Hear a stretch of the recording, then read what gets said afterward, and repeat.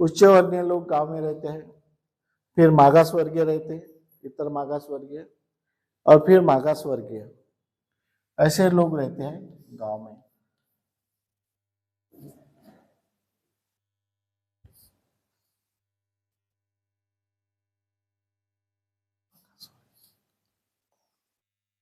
तो हमारा दुश्मन किसमें है? इसमें है।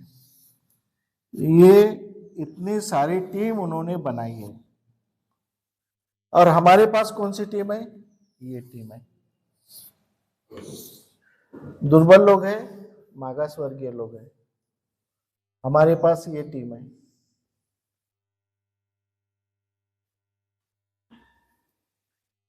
अब ये लोग दुर्बल है, पैसे के लिए कुछ चुनाव के समय पैसे बांटते जाते हैं, इनमें ये कमजोर है, दुर्बल है, तो सभी चीजों में कमजोर है, इनका भरोसा नहीं है। दुर्बल आदमी किधर भी चले जाता है। आज दुर्बल आदमी संगठित नहीं होता, जिस संगठन में खींचा गया, कांग्रेस में जाएगा, हर जगह जाएगा, हर जगह चले जाएगा, दुर्बल आदमी हर जगह चले जाएगा। और ये मागास वर्गीय भी आज हमें हर चीज में मिलेंगे, हर पक्ष में मागास वर्गीय मिलेंगे। इस तरह से परिस्थिति बनी हुई है।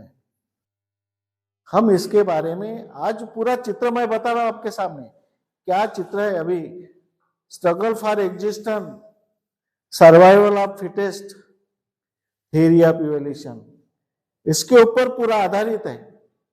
उन्होंने मानस शास्त्र के ऊपर स्टडी करके इस तरह से परिस्थिति बनाई है। हमें अपने दुश्मन की चाल समझना चाहिए। जब तक हम दुश्मन की चाल नहीं समझते तब तक हम आगे नहीं बढ़ सकते। इसलिए दुश्मन की चाल है कि हर क्षेत्र में हमें कमजोर बनाना चाहता है। हर क्षेत्र में आप गांव में जाइए, सरपंच इनका रहेगा, पुलिस पाटिल इनके तरफ रहेगा, बड़े दुकानदार इनके तरफ रहेंगे, सब उनके पास में रहेंगे। मालक की तक बड़े जमींदार मालक यही रहेंगे, मालक करके ये दुर्बल लोग इनकी सेवा करेंगे कि नहीं करेंगे? देहातों में ये सेवक है, ये सेवा करेंगे। ये लोग चुपचाप रहेंगे अपने अपने कामों में, बोलेंगे इसकी मदद की तो ये हमको परेशान करेगा। ये मध्यम वर्गीय क्या बोलेंगे, इनके मदद करेंगे तो ये हमको परेशान करेगा, इसलिए ये अपने स्थिर रहते हैं। समय आए तो इनके तरफ चले जाएंगे। ये लोग भी हमारे ऊपर अन्य अत्याचार करते हैं, मध्यम लोग भी। आज बहुसंख्यक लोग हर जगह आप देखें कि आदिवासी समाज के भी अगर बहुसंख्यक लोग हैं, मैंने स्वयं देखा है, जो शेड्यूल ट्राइब के लोग अगर वो वहां देहातों में बहुसंख्यक लोग हैं और हमारे शेड्यूल कास्ट के लोग अगर कम संख्या में हैं वहां पे, तो उनके ऊपर अन्य अत्याचार आज भी शेड्यूल ट्राइब के लोग भी अन्य अत्याचार करते हैं, जाति जाति में अन्य अत्याचार करते हैं। एक जाति के लोग बहुसंख्यक है तो दूसरी जाति अगर अल्पसंख्यक है उसके जाति के ऊपर अन्य अत्याचार करते हैं। तो ये शोषण करने की जो पद्धत है वो इस तरह से भारत में बनाई हुई है कि एक दूसरे का शोषण करने के लिए तैयार रहता है। तीसरी बात है उच्च वर्गीय, ये तो हमेशा शोषण करते हैं, ये सब इकट्ठा होते, फिर इनको इकट्ठा करने की कोशिश करते हैं, इनको भी इकट्ठा करने की कोशिश करते हैं, और ये राज लाने की कोशिश करते हैं। ये दोनों को भी कमजोर बनाने की कोशिश करते हैं, दोनों को भी कमजोर बनाते हैं। इनको पता ही नहीं चलता कि इन दोनों को ये कमजोर बना रहा है, ये पता ही नहीं चल रहा। अब ये जो लाभार्थी मतदाता है उनको ये पता नहीं चल रहा कि उनको 1,500 या 3,000 रुपए मिल रहा है, तो चीजों की कीमत कितनी बढ़ रही है। इतनी चीजों की कीमत बढ़ रही है तो ये पैसा उनके हाथ से वसूल हो जाएगा ना, तो उनको ये गरीबी में कहां से खरीदे, इतना जो महंगी चीजें कहां से खरीदेंगे वो, ये समझ में नहीं आ रहा उनको कि हमारी जो ताकत है वो ताकत आज खत्म की जा रही है। एक अगर पक्षी तुमने पाला, पक्षी को रोज दाना डाल दिए, उसको भोजन की व्यवस्था की, पक्षी को, पंछी को, और उसके पंख धीरे धीरे छाटते गए, रोज थोड़े थोड़े छाटते गए। एक दिन पंछी को तुम दाना डालना, भोजन देना बंद कर दो तो पंछी उड़ नहीं सकेगा, क्योंकि उनके पंख तुमने धीरे धीरे काट दिए। इस तरह से ये पॉलिसी बनाई जाती है कि हम उड़ने वाले लोग हैं, हम शक्तिशाली लोग हैं, हम मेहनत करने वाले लोग हैं, हम आंदोलन करने वाले लोग हैं, संघर्ष करने वाले लोग हैं। हमारे धीरे धीरे पंख छाटे जाते हैं, तो हम इतने कमजोर हो जाएंगे कि हम ना क्रांति कर पाएंगे, ना आंदोलन कर पाएंगे। आज आंदोलन करने वाले लोगों के ऊपर भी उन्होंने पाबंदी लगाई, शहरी नक्सलवाद करके बताए, तुम थोड़ा सा भी आंदोलन करो, तुमको शहरी नक्सलवाद के तहत तुमको आंदोलन किया जाता है। इसलिए तो हम बड़े इससे रहते हैं, चुपचाप, जो बहुत ही समझदारी से हम क्लास लेते, समझदारी से पढ़ाते, ताकि हमारे ऊपर कोई ये न करे।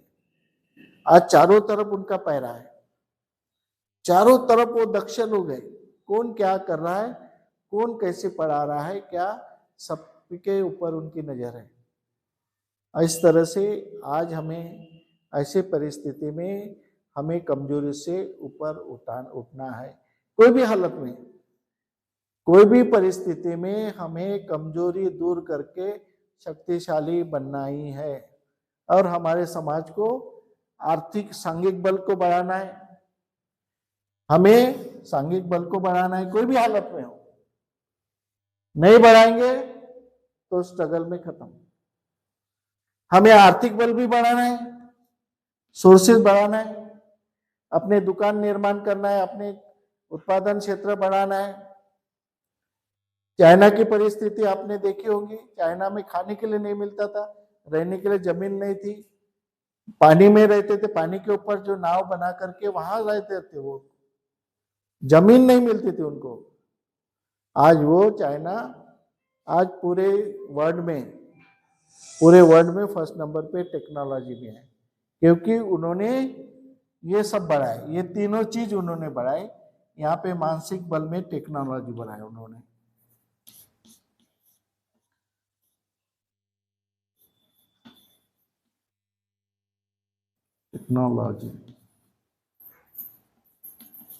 टेक्नोलॉजी बनाया उन्होंने, तंत्र विज्ञान विकसित किया। हम फिर से अंधश्रद्धा में जा रहे हैं, कितना हमको घेरा हुआ है।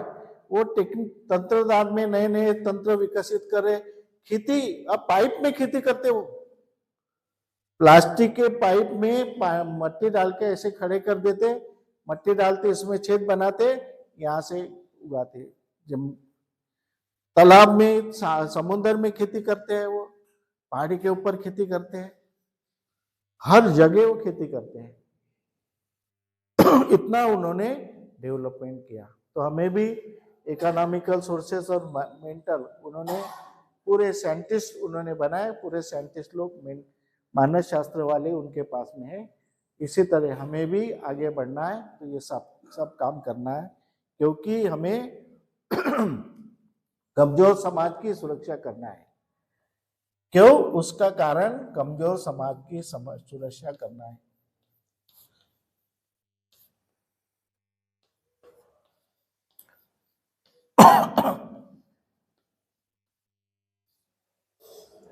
ये समाज की आवश्यकता है, कमजोरों की सुरक्षा करना समाज की आवश्यकता है। It is the need of society to protect, समाज की आवश्यकता है।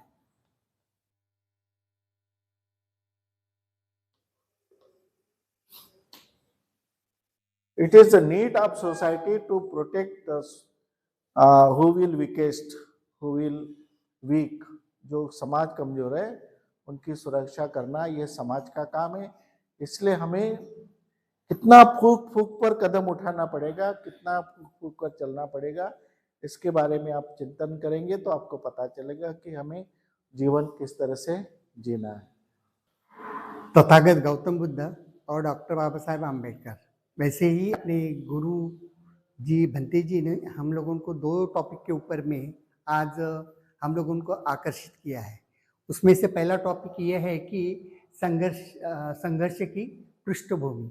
उसमें स्ट्रगल की लाइफ में यदि जीना है तो जैसे अपन को स्ट्रगल करना पड़ता है, वैसे ही समाज में भी जीना है तो हम लोगों को स्ट्रगल करना पड़ेगा। तो स्ट्रगल करने के लिए दो प्रकार के लोग होते हैं, एक शक्तिशाली लोग होते हैं और एक वीक होते हैं। तो जो शक्तिशाली रहेगा वो हमेशा वीक के ऊपर में आक्रमण करेगा, है ना? तो इन लोग और डे बाय डे कैसे वीक हो सकते हैं, उनकी वो जो शक्तिशाली लोग हैं, उन लोग उसका प्लान बनाते हैं और उनको और कैसे वीक किया जाएगा, कमज़ोर कैसे किया जाएगा, उसके बारे में वो सोचते रहते हैं। तो एग्ज़ाम्पल के तौर पे मैं देते जाऊँ कि अपने ही समाज की जो आज की दयनीय स्थिति आई है, तो वो हम लोग बढ़ते जा रहे करके हम लोगों के ऊपर में वो निशाना उनको पता था कि इन लोगों को किस तरह से कमज़ोर किया जाए। तो उस प्रकार से उन लोगों ने हर इसमें हम लोगों को आकर्षित करके अलग-अलग प्रकार के मोह देके हमारे हर ग्रुप में उन लोगों को कैसे इन लोगों में झगड़ा लगाए, कैसे इन लोग आपस से दूर हुए और इनकी बाजू और कैसे कमज़ोर हो जाए, इस प्रकार से उन लोगों ने हम लोगों पे आक्रमण किया और आज की जो स्थिति हम देख रहे हैं वो उसी का एक नतीजा है। तो जैसे बाबा साहब आम्बेडकर ने ये बात को सोची थी तो हम लोगों को ऊपर में उनको पता था कि घोड़े के रेस में दो प्रकार के लोग होते हैं, एक शक्तिशाली घोड़ा होता है और एक वीक घोड़ा है। तो संघर्ष में तो हमेशा ही शक्तिशाली घोड़ा ही विन करेगा, है ना? तो बाबा साहब ने एजुकेशन के माध्यम से हम वीक लोगों को कैसे स्ट्रांग कर सकते हैं, तो उस प्रकार से हम लोगों को एजुकेशन का उन माध्यम देके उन्होंने हम लोग जितने भी वीक थे उन लोगों को स्ट्रांग बनाया और स्ट्रांग बनने के बाद में हम लोग एक समय ऐसा था कि उनके ऊपर में हम लोग शक्तिशाली बन गए थे। लेकिन हमारे दुश्मनों को ये भी पता हो गया है कि ये किस वजह से शक्तिशाली बन गए हैं। तो हमारी जो बाबा साहब ने हम लोगों को जो शिक्षा दी थी उसके ऊपर में अब उन लोगों ने कब्जे किया और उसके माध्यम से हम लोगों को तोड़ने की, कमज़ोर करने की कोशिश करी। और दूसरा उसके बाद का जो टॉपिक बताया है कि हमारे पास में जो भी रिसोर्सेस है, अवेलेबल सोर्सेस है, संसाधन जो भी है, तो वो है दो प्रकार के हैं। एक है मानवीय यानी ह्यूमन और दूसरा है नैसर्गिक। तो मानवीय इसमें हमारे पास में सांघिक बल है, लेकिन हम उसमें यूनाइटेड नहीं है। हमें यूनाइटेड होने की बहुत ज़रूरी है। दूसरा है आर्थिक बल, हम इकोनॉमिकली भी बहुत वीक है। यदि हमें किसी से हमारे शक्तिशाली लोगों से यदि मुकाबला करना है तो उसके लिए हमको इकोनॉमिकली भी स्ट्रांग होना पड़ेगा। और तीसरा जो है मानवीय बल, हमारे पास में मानवीय बल बहुत अच्छी तरीके से है, लेकिन हम उसका इम्प्लीमेंटेशन ठीक तरीके से नहीं कर पा रहे, इसलिए भी हम लोग वीक होते जा रहे हैं। और उसी प्रकार से हमारे समाज में 3 प्रकार के लोग हैं, एक सामर्थ्यशाली और एक मध्यम प्रकार के और एक दुर्बल। तो सामर्थ्यशाली लोग जो है वो मध्यम और दुर्बल प्रकार के लोगों के ऊपर में हमेशा आक्रमण करते रहता है। तो हम मध्यम और दुर्बल लोगों ने हमेशा यूनाइटेड होके समर्थशाली लोगों के ऊपर में कैसा आक्रमण कर सकते हैं, उसके लिए हमेशा सोचना पड़ेगा। दूसरा है एक बहुसंख्यक लोग और एक अल्पसंख्यक लोग। तो जो बहुसंख्यक लोग हैं उनकी संख्या ज़्यादा रहेगी और अल्पसंख्यक की लोग संख्या कम रहेगी। तो कभी भी बहुसंख्यक की जो है वो अल्पसंख्यक के लोगों के ऊपर में मात करेगा। तीसरा प्रकार जो है एक अपने में 3 प्रकार के उसमें विभेद बनाए गए। एक उच्च वर्णीय लोग है, एक इतर मागास वर्गीय लोग है और एकदम उससे भी मागास वर्गीय है। तो उच्च वर्णीय लोगों की संख्या कम होने के बावजूद भी वो यूनाइटेड है, इसीलिए उनकी शक्ति हम लोगों के इससे ज़्यादा गिरती है। जिस प्रकार से हम लोग जैसे मागास वर्गीय में आते हैं, है ना? तो मागास वर्गीय लोगों में आने के बावजूद भी हम लोगों की संख्या ज़्यादा है, फिर भी हम ये 3% लोगों के ऊपर में मात नहीं कर सकते, क्योंकि वो यूनाइटेड है और हम विभागे गए हुए हैं। इसलिए हम लोगों के ऊपर में अलग-अलग प्रकार के ग्रुप बनने के वजह से हम आपस में एक साथ मिल नहीं सकते हैं। और तीसरा जो है ये मागास वर्गीय जो उससे भी कमज़ोर है, तो हम लोगों को इतर मागास वर्गीय और मागास वर्गीय लोग जब तक के एक साथ नहीं आएंगे तब तक के उच्च वर्णीय लोगों के ऊपर में मात नहीं कर पाएंगे। इतना कह के मैं अपना 2 शब्द पूरा करता हूँ। साधु साधु। महाकारुणिक भगवान गौतम बुद्ध, महामानव डॉक्टर बाबा साहब अम्बेडकर, इनको अभिवादन करके, और हमारे पूजनीय बनते ब्रह्मसारथी जी, इनको मेरा साष्टांग प्रणाम। उपस्थित यहाँ उपासक उपासिका को मैत्रीपूर्ण जय भीम। आज का सब्जेक्ट है हमारा संघर्ष की पृष्ठभूमि। तो आज भंते जी ने जो बोर्ड पर जो चित्र दिया है, वो चित्र आज के हिसाब से देखा जाए तो हमारे लिए बहुत महत्वपूर्ण है, क्योंकि यही दिन आ चुके हैं हमारे और जहाँ जैसे जैसे उन्होंने एक एक पॉइंट को नोट करके यहाँ किया है, वैसे वैसे वक्त आ रहा है और वैसा वैसा हमको संघर्ष करना पड़ रहा है। तो बाबा साहब के आने के पहले हमको बहुत संघर्ष करना पड़ता था, लेकिन जब से बाबा साहब आए तो उन्होंने जो दुर्बल समाज था हमारा, उसको शक्तिशाली बनाया, और इतना शक्तिशाली बनाया कि हम लोग पीछे देखना भूल गए और आगे इतना बढ़ गए कि वहाँ हमारे में आमपना ज्यादा आ गया। फिर तो हम वो जो संघर्ष करना था, जिस टाइप से हमें करना था, वो हम भूल गए। तो यहाँ दो प्रकार का वो संघर्ष था हमारा। जैसे हमें बाबा साहब ने जो आर्थिक बल दिया था कि जिसको हम पांडरपेशी बोलते थे, उस जमाने में पांडरपेशी बोला करते थे, नौकरीशाही। तो हमें नौकरियां मिली तो हम राजा बन गए, क्योंकि नौकरियां मिली तो हम सब बातें भूल गए कि कल हमको कितना संघर्ष करना पड़ा, ये हम भूल गए, और आगे चलकर इसका क्या होगा वो भी हम भूल गए। हमें नौकरियां मिल गई, पद मिले, प्रतिष्ठा मिली, तो हमने अपना अपना संघ तैयार कर लिया कि हम ये है और मैं इतना बड़ा हूँ, मेरा ये अलग का संघ रहेगा, ये मेरा रहेगा, ये मेरा रहेगा। ऐसा करके हमने अपने अपने जो ग्रुप सेशन है वो बना लिया। उसकी वजह से जो है, तो पहले पॉइंट पर मैं ज्यादा बोलूंगी नहीं।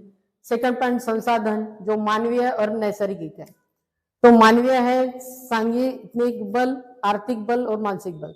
तो सबसे ज्यादा हमें आर्थिक बल मिला था, ये बाबा साहब ने हमें आर्थिक बल दिया था हमें मजबूत करने के लिए, लेकिन हमने अपने अपनों में अहंकार में वो आर्थिक बल भी हमने हमारे हाथ से गवा दिया है। इसके लिए हम जवाबदार है। उन्होंने नहीं छीना, हमने खुद हो क्या अपना जो अहंकार से उन्हें दे दिया, क्योंकि हम ये सोचकर बैठे थे कि अरे बाबा साहब ने हमको दिया है तो हम तो राजा बन गए, हमें कोई हरा नहीं सकता और हमें कोई पीछे कर नहीं सकता, हम आगे बढ़ेंगे और आगे ही बढ़ेंगे। ऐसा सोच के हम जो है, एक उदाहरण है कि एक आदमी को बहुत कुछ खजाना मिल गया है, तो वो तो बोलेंगे अरे खजाना मिल गया तो मेरे को संघर्ष करने की जरूरत नहीं, आराम से सो जाए, चाहे दिन हो या रात हो, सोना ही है मेरे को। तो वो खजाना लूट कर भी लोग लेके जा रहे, फिर भी वो सो रहा है, क्योंकि उसको लगा कि मेरे पास है ना, मैं क्यों जागते रहूं। तो उस टाइप से हमारी गति हो गई है कि हम सोते रहे, हम ये सोचते रहे कि बाबा साहब ने दिया है, हम बाबा साहब के सैनिक है, हाँ तो हमें कोई हरा नहीं सकेगा और हमें कोई पीछे नहीं कर सकेगा।